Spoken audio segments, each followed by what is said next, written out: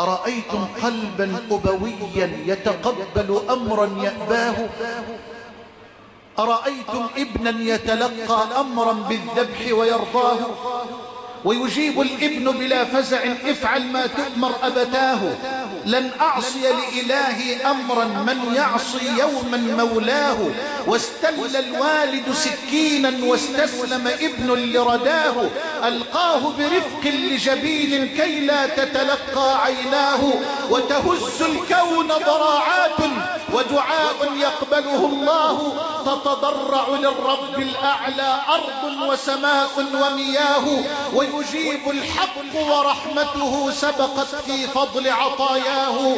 صدقت الرؤيا لا تحزن يا إبراهيم فديناه.